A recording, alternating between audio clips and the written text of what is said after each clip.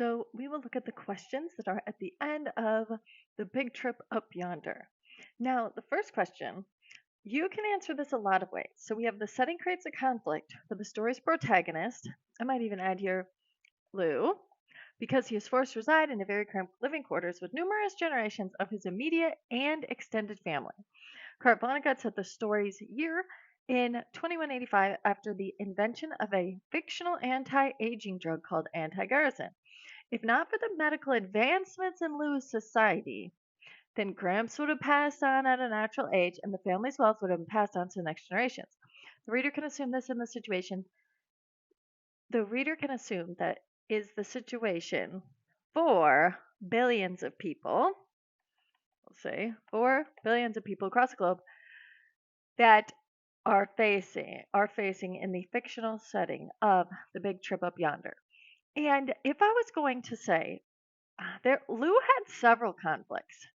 So you could also mention his character versus self when the family was plotting to kill Gramps. And the one, so wait, that would definitely be character versus technology.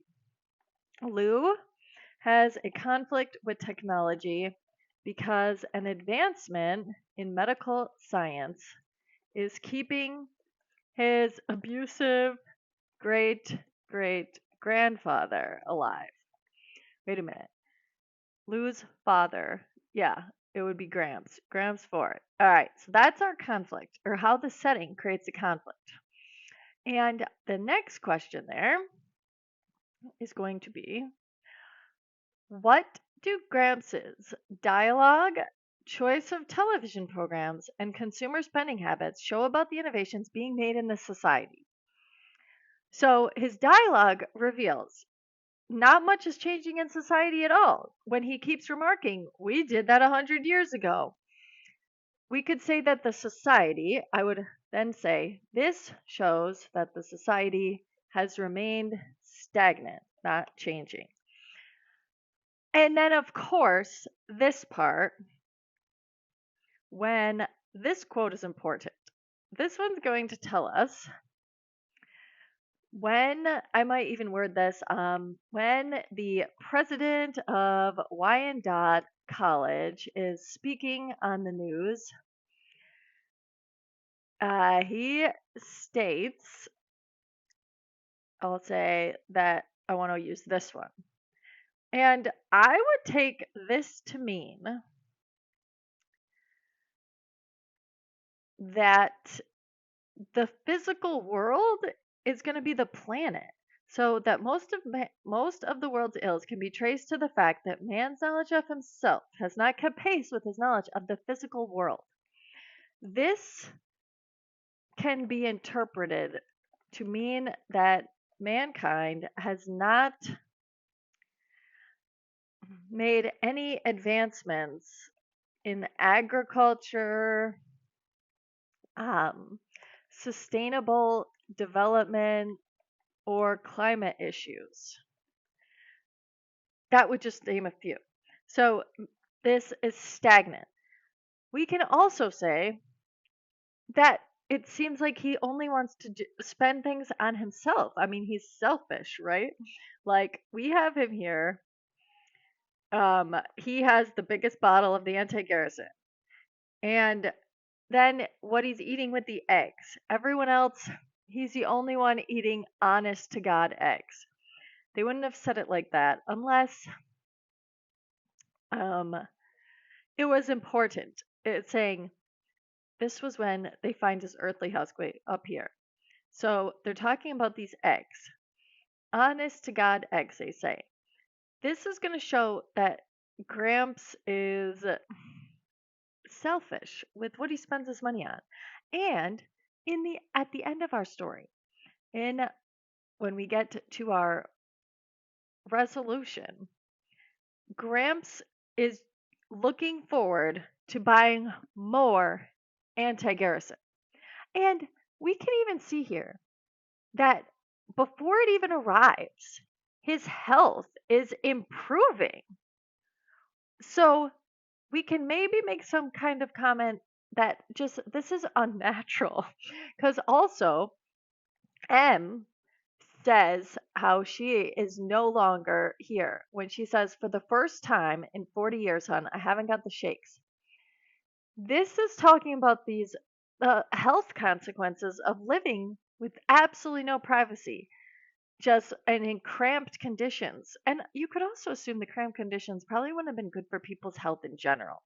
So this can show us that we can also say, rather than spending money on the good of humanity,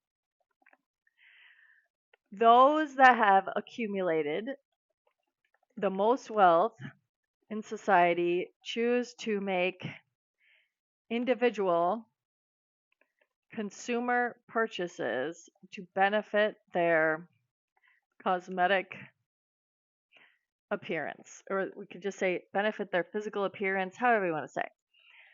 And we can see that Gramps maybe would have, not that he lived a long life and he's just not contributing to the society or the household. It's not good. So then with the summarize the story's ironic resolution. If the reader is to assume that Gramps' behavior and consumer spending habits are the norm for his peers, how would that explain the lack of innovative products and entertainment available? These questions are similar. So you could say modern readers would find it ironic that Lou, his wife, and the other family four members would rather be incarcerated because it granted them some much deprived privacy. And then we could maybe say Gramps also, we could say, negotiated that his descendants would spend at least 1 year in jail, which he viewed as a favor to them.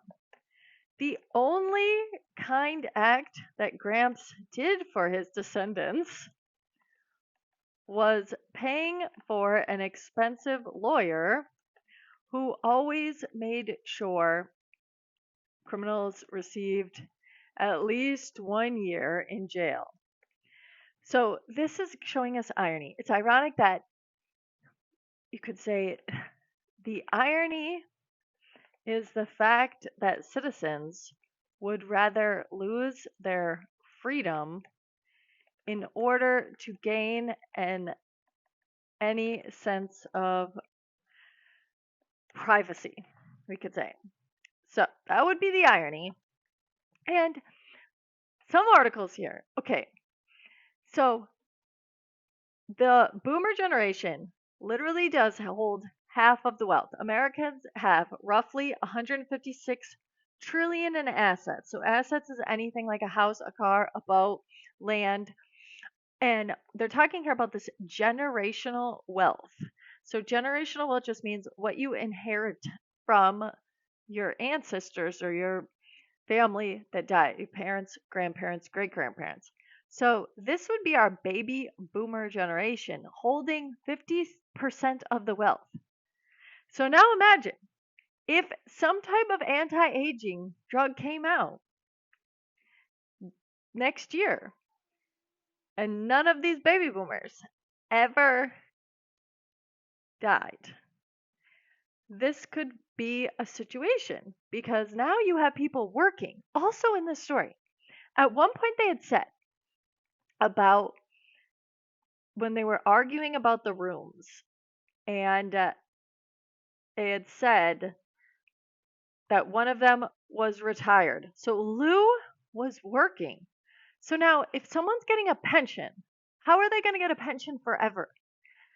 Because the way the pension system would work is in America, people would pay into it while they're working. And then when they're done working, they paid all this money in. So now they would get a monthly check from the time they retire to the time they're dead. So he's saying you can snooze around here all day waiting for your pension check. So now the idea would be the people that die, now they no longer need the pension check. So now the people that are working, they're still filling it. So if no one's filling the pension money, how does this society maintain? That is what we'll see in To Be or Not to Be. How does a society where no one dies, how does it function? And how on earth would it thrive? But so we know the boomer generation.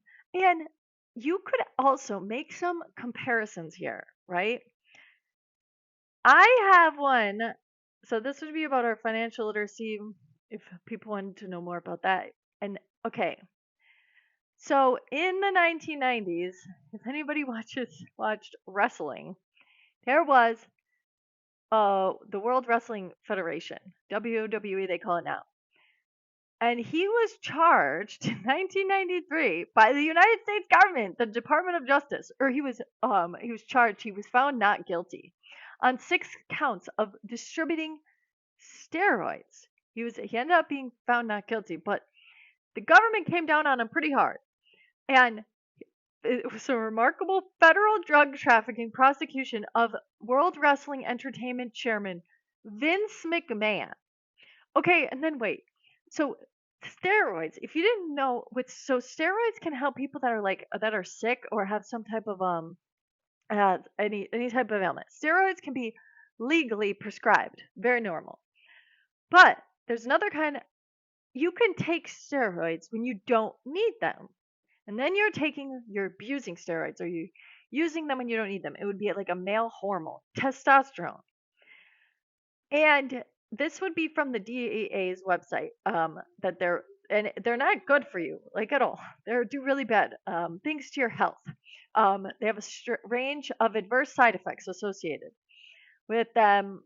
It can be anything, but like a lot of heart attack, stroke, and if you stop taking them, you can start to lose muscle mass. Just so we know, Vince McMahon, guy that got in trouble for the steroids, he is friends with the former president. And the former president, you can obviously tell that Vince McMahon was on steroids.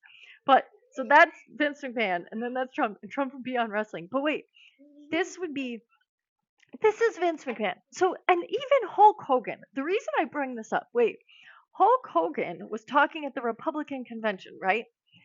Just so people know, Hulk Hogan is in his 70s.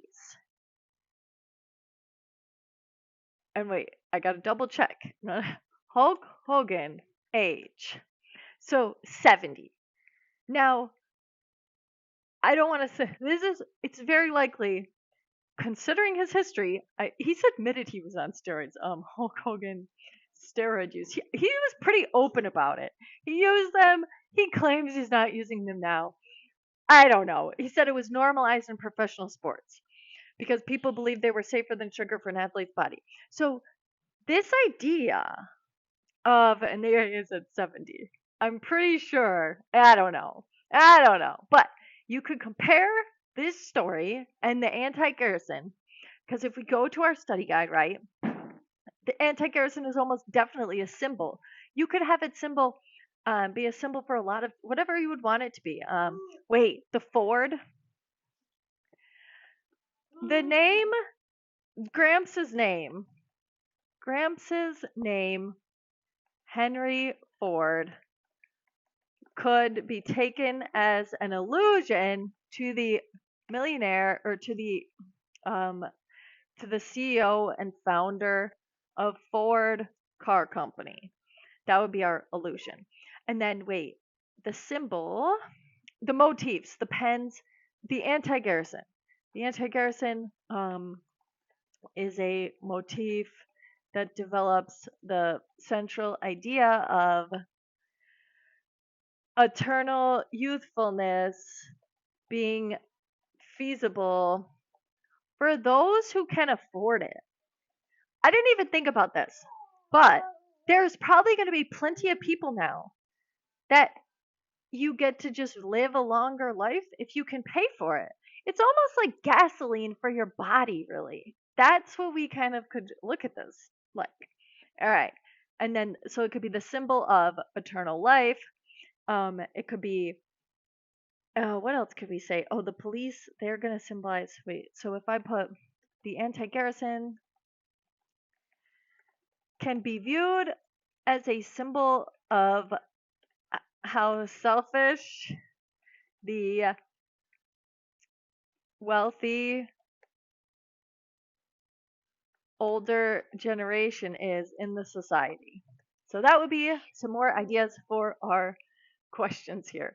And those are 3 questions for the big trip up yonder.